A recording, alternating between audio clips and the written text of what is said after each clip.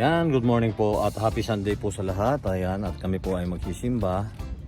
Sama ko po yung Cuatro Marias. Ayun. Ayan, magmamas tayo. Second Mass po kami. sa parking. Alkansya. Sige, tama yan.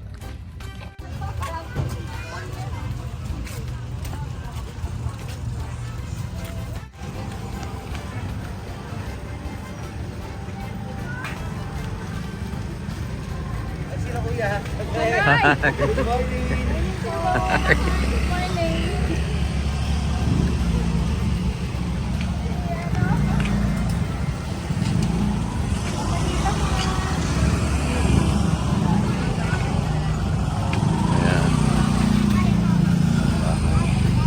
Ayan po yung simbahang nandito po ito sa may Dandayan.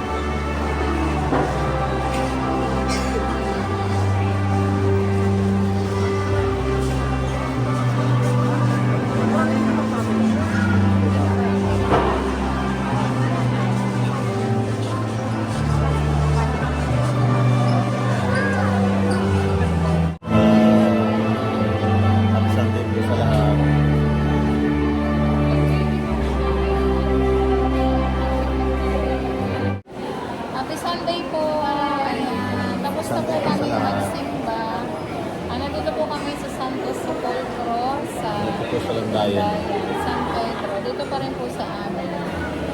Happy Sunday. Last week, sa kami nagsimba sa Pasita, doon sa Santo Rosario. Si Russell po ay, sila po, hindi namin kasi, dahil dito kasi nakatuloy po kami dito, ini-explain na lang namin. So, isa pa rin naman yung ating sinasama si Papa. So, si Russell medyo, siguro naninibago siya. Nag-isip ka ba rin?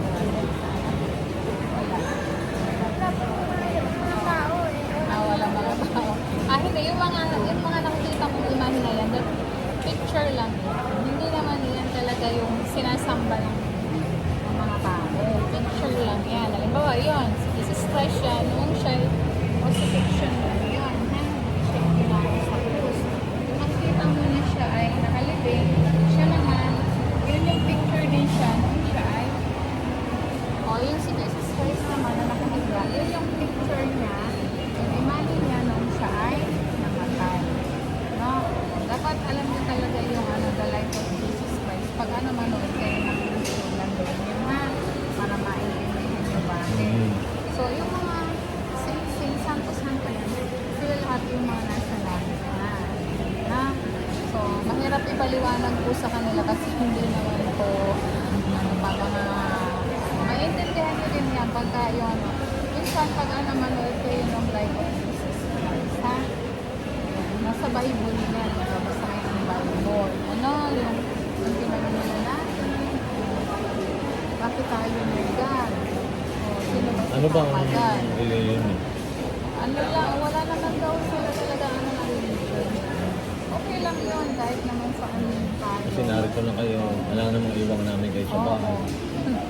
Pagsimba lagi namin pag Sunday, kasama po namin sila. Kasi si Maylin at saka si nakaka-attend din sila ng mass. Kasi diba sa school, may mass tayo lagi, diba? Naging choir pa nga itong dalawa ni Nita.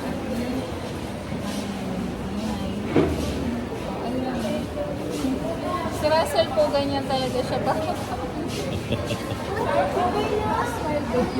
Kasi nag-aabas siya, parang nagtataka siya sa mga nakikita niya. So, nagtatanong siya, yung pagka-inosente niya po, syempre, andun pa din. Yes, ano yun? May aso. O, sa St. Peregrine yun, yung may aso sa St. Peregrine. Okay. Ang dami po dito. Oo, yun yung mga tao Palabas ng yun. araw, yung tao. Sa St. Peregrine yun. Ano din sa St. Peregrine, yung sa ano siya, saint siya ng mga, yun, may mga, hindi ko sa inyo ma-explain ng ano, kasi hindi ko naman talaga ko, ano,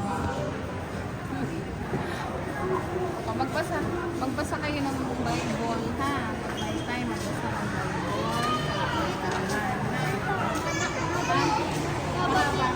Para mo na sa, hindi ko talaga sa office na papamas mo.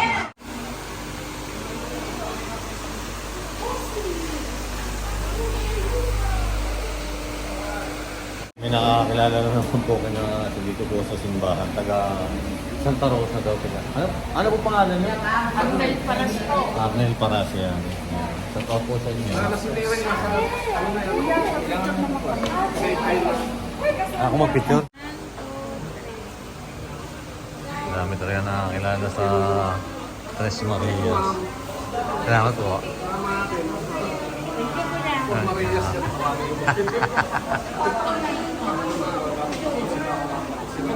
Kabisado mo.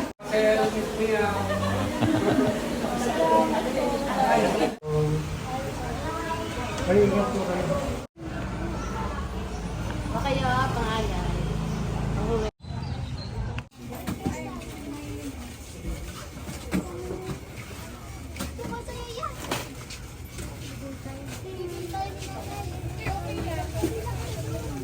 Gusto na agad kainin ni Russell. Hindi pa nabayaran. Bayaran muna. Okay lang. Hindi nakaligtas, oo nga. Hindi talaga nakaligtas sa kanila ice cream. Bakit ako wala? Hindi ako kasali? Sa iyo, ano ba nga? Taas elementary ka. Doon ka nagtuturo. Nag-aaral. Hello. Thank you po. Dati na Ayan. Yan po at pauwi na po kami. Nadala po kami doon sa kabilang bahay. Po sa Landayo. Naglinis po naman kami dito sa kabilang bahay dahil ilang araw po namin hindi nabibisita rin ito dahil po ayun, nakita po si Russell. Ano sabi mo Russell dito? Maliit na. Maliit po daw na lang ka. Guyabano ito. May bunga yung guyabano namin. Ito nito. Guyabano tapos may apis pa kasi. Sayang. Ayun o. Una-unahan may bunga pa maliit ulit. Ano ginagawa mo? Pwede naman yung Ano ba? kainin eh. Ha? Pwede pa. Kukuhanin natin.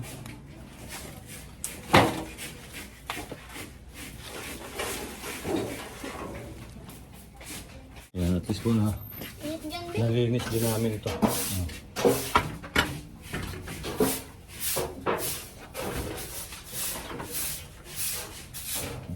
Nia, kuha na pa muna. Yan. Taga. Punasan mo yung gilid o basahin mo. Yan. Ito po yung dati namin tindahan dito po sa Landayan po.